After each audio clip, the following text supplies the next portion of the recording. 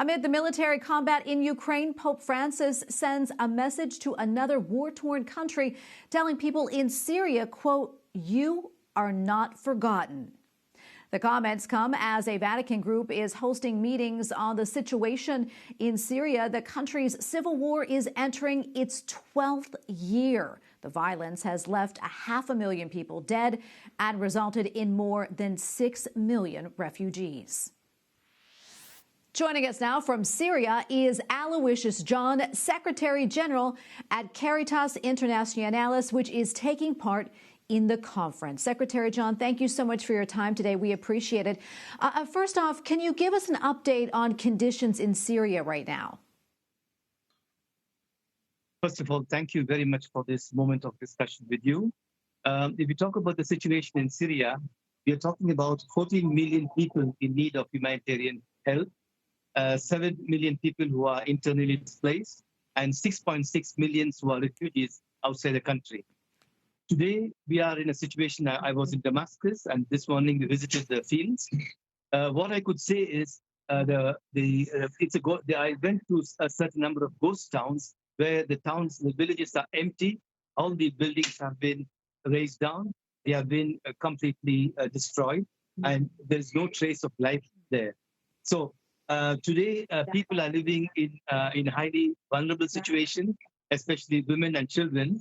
For example, one woman who participated in the conference, she said she lost her husband and she's with her 3 children, and she's trying to give future to these 3 children. And she said, there are thousands of women like me, and this is the situation here. And children are not able to go to school. And along with that is the difficulty for them to do any kind of agricultural activity or take up any kind of work because of fear. And today I heard that there is more and more anxiety because of the war in Ukraine, because they say they will be confronted with a food insecurity because here the staple food is wheat, and they are afraid that there will not be any much wheat for them. So this is the situation here. And it's quite highly vulnerable, to resume, highly vulnerable, complex, and people are really tired of this war and sanctions. Yeah, it sounds like a very dire situation there indeed. Can you talk to us maybe more about the conference now? What's the theme, and what do you hope comes from it? This conference was organized by the church in Syria. It was called Church House of Charity, Synodality and Coordination. The purpose of the conference was to bring together all the churches in Syria. There are 5 churches. Bring them together as one church, as one people of faith, in order to reflect on how they could work together, how they could live together, and how they could live in harmony in this society, which is confronted with lots of problems. And then the key point was how to be listening to one another as different churches, and how to journey together as people of God in order to help the people, both Muslims and Christians, in order to live in Syria.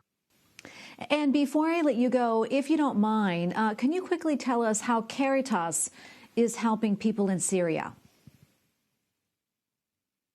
Caritas is one of the main organizations in Syria, which is helping the people. As Caritas, as a service of the church, a service of charity, Caritas, first of all, is collaborating with the UN to distribute food, because here we are talking about 10 to 13 million people depending on food from the UN. So food insecurity. So Caritas is providing them food baskets, etc., along with the other NGOs. Caritas is also catering to the basic needs of the people, because in some places people have lost everything. So Caritas is supporting them. And other areas where Caritas is trying to bring help to the people is psychosocial help. As I said in the beginning, this lady who was there, her husband was killed, and she has 3 children. And she was saying, today there are thousands and thousands of women in this condition. And there are young girls who are born out during this war, and they know only violence. And there are young boys who know only violence. So the key challenge today is how to give them hope, how to give them a new future, a future which will be different from what they have known. Well, Mr. Secretary, thank you for your time today. Aloysius John, Secretary General at Caritas Internationalis. Thank you again. Thank you very much.